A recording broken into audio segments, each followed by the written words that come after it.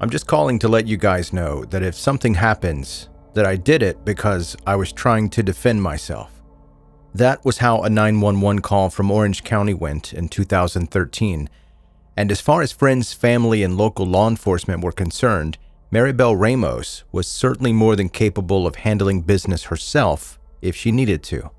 Maribel Ramos was born on November 22, 1976, and from the get-go, she was a strong, hard-working person. She had a passion for law enforcement, and even as a child, she saw herself one day working for the police. Maribel actually got a taste of what it might feel like when she graduated from high school and got a job as a security guard for a local Kmart. But it was shortly after that she got the real deal. Actually, maybe more accurate to say that she got even more than that, because instead of joining the law enforcement, Maribel joined the U.S. Army. It was shortly after 9/11, and like so many others, Maribel found herself deployed to Iraq later that year. She did 2 combat tours before being honorably discharged and coming home. Back on American soil, Maribel returned to her roots and went to Cal State Fullerton to study criminal justice. That was Maribel's future settled. She was well-liked, physically strong and fit from all of her military training, and she was well on her path to achieving her childhood dream of working in law enforcement. It looked like things could only continue to keep growing bigger and better for Maribel. But then she got some devastating news. Her mother was sick, and Maribel, being Maribel, she moved into her mother's apartment to take care of her, to look after her. And she continued to go to school to get her degree during the day, and during the night she'd be there for her mother. And she was still in the apartment in Orange County when her mother died about a year later. Maribel was now alone in her mother's house, and when the dust had settled, she quickly realized that she could not afford the rent by herself.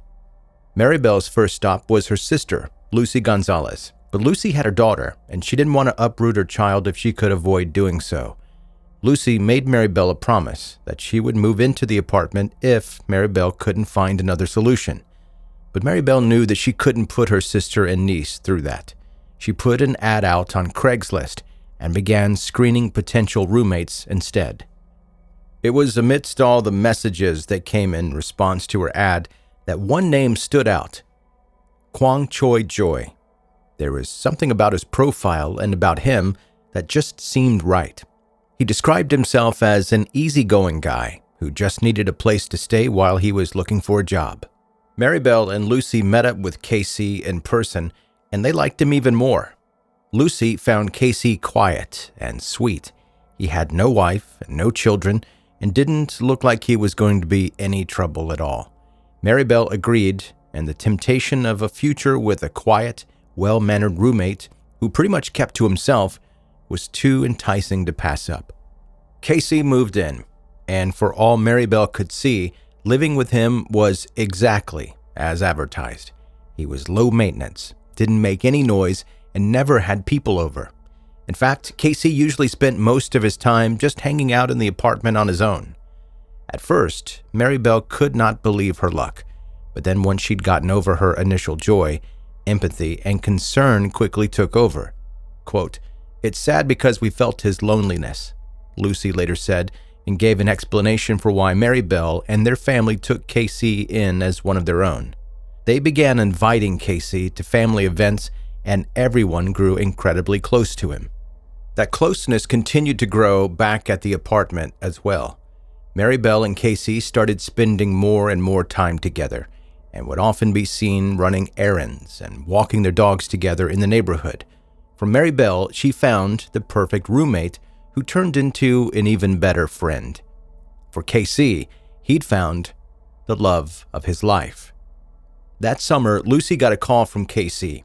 He told her that he was in love with Maribel, and he wanted to marry her and wanted to have children together with her. Lucy was shocked. She tried to soften the blow by telling Casey that he deserved to have all of that, but that she did not believe that it would be with her sister. And then she tried to call Maribel to warn her. She advised Maribel to do what she could to manage Casey's expectations and to make it clear that she was not interested in him romantically. Maribel did just that, and Casey seemed to take the rejection on the chin. But then again, Casey also seemed to take it as a challenge.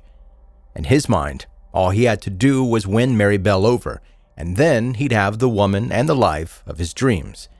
Casey completely changed the way he looked. He bought new clothes, he got a tattoo, and even spent about $10,000 on plastic surgery to make himself look younger. And then he started trying to woo Maribel. He kept buying her expensive gifts and even took her on a cruise, probably thinking that she would be enticed by his new good looks and lavish gestures. But Maribel wasn't. Quite the opposite, actually. Maribel found it annoying and concerning that Casey was now spending so much money on everything else that he couldn't afford to pay his rent and shared expenses on time.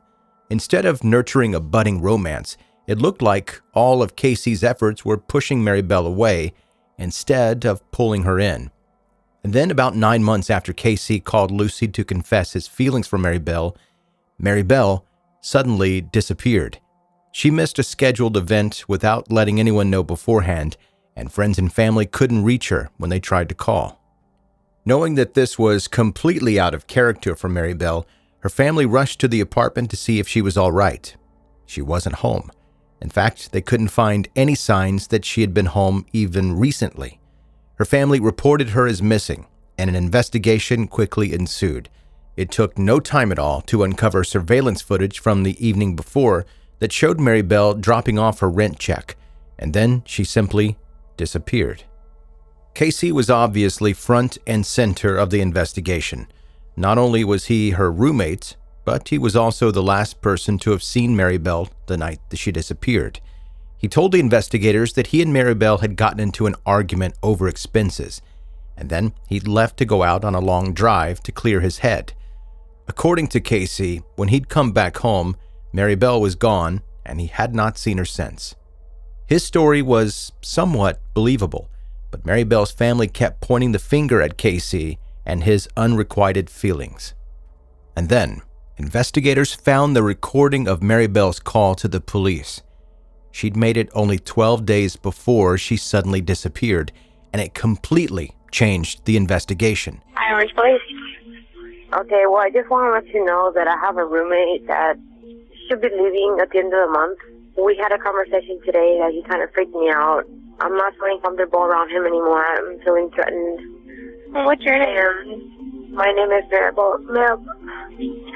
My name is... What's your last name, Maribel? Ramos. Ariel. Okay. At the end of the month, I want him to leave, and from now until then, I just feel like I have to lock my door, which I will, because he sounded like he would hurt me. Like, it was weird. Why are you crying? Because I'm afraid. What, your roommate? I'm not comfortable with him anymore. I'm just like calling so that you guys know that if something happens, that I did it because I was trying to defend myself. Given her military training and physical strength, Maribel was more than capable of protecting herself from KC if she needed to. And with his constant advancements and growing impatience, she was starting to think that a physical altercation between the two of them was on the horizon. In fact, it turned out that Maribel actually asked KC to move out the month before. But KC had kept coming up with excuses as to why he couldn't. The argument over expenses the night before Maribel had disappeared had actually escalated so far that Maribel apparently ended up telling KC that he had to move out the very next day. The timeline and growing tensions between the two roommates had the investigators looking into KC's past. It turned out that he had moved to Orange County to escape his previous life that had been on a sharp downward trajectory. Before moving, he had lost his job and both of his parents, and disputes over inheritance, and driven a wedge between Casey and his sister. A whole bunch of family chaos. Differences of opinion had led to a full-on war. Casey ended up flying off the handle and took things too far that his sister was able to get a restraining order against him. It was then, with no job, no money, and no living family that would speak to him, that Casey walked into Maribel's life.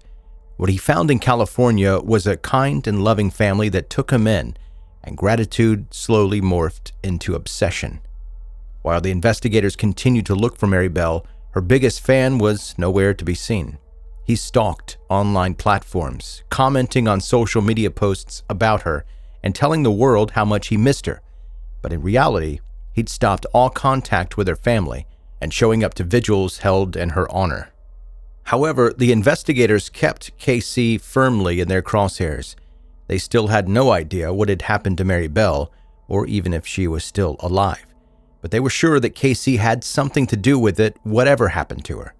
Maybe thinking that he was covering his tracks, KC began going to public libraries to follow updates on the investigation, not knowing that he was being very closely watched by the authorities. How long does it take a body to decay? Read one of his searches, and then he looked up the strangest thing. KC searched for a lone tree in a remote canyon on a map where he zoomed in, almost like he was looking for something. The investigators made a note and rushed to the location only to discover the badly decomposing remains of a woman. Dental records revealed that it was, unfortunately, Maribel. She'd spent about 2 weeks under the California sun and no cause of death could be determined.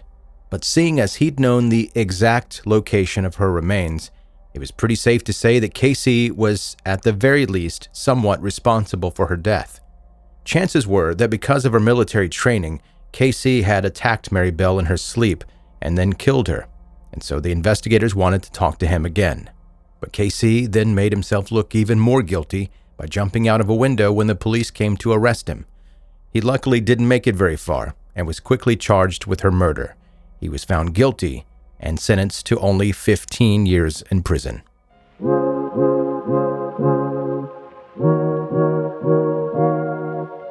That's 10-Minute Murder for today. Brief and bingeable true crime. I'm Joe, I'm the host, and thank you so much for taking the time to listen to 10-Minute Murder. And this story today is a good example of why usually I'm fully supportive of the justice system. I think that they do an incredibly difficult job, and then there are times when I'm like, what in the hell is happening? What are we even doing? This man was found guilty of murder. He left someone's body in cold blood, killed someone, left their body in the desert to just decompose, and he got sentenced to 15 years. There are people serving more than twice that for seemingly minor crimes in comparison. Sometimes I don't get it. Sometimes I'm fully on board and like, yeah, you're doing the right thing. But then there are cases like the one today. Anyway, if you're a brand new listener, make sure you hit subscribe wherever you're listening right now. If you're an OG listener, you've been listening for a while, make sure you share this podcast with your friends and your family. And I know most of you have been doing it, and I really do appreciate it. So if you haven't had a chance to do that, talk about 10-Minute Murder with your friends and family, if only they like true crime. That's an important thing to keep in mind because like I know, not everyone is into this kind of stuff. Not everyone finds interest in learning about these stories. Some of them think we're straight up creeps, and I get it. Honestly, I kind of get it. So you don't want to mention, hey, listen to this podcast. It's about murder to just anyone. You need to vet it a little bit first because I don't want a door to slam in your face and you blame it on me. I don't need that in my life. So make sure it's a person that likes true crime stories before you let them know about 10-Minute Murder. Maybe bring up 2020. Hey, do you watch 2020? If they say yeah, then proceed with caution. All right, that's your episode for today. Thank you again for listening to 10-Minute Murder.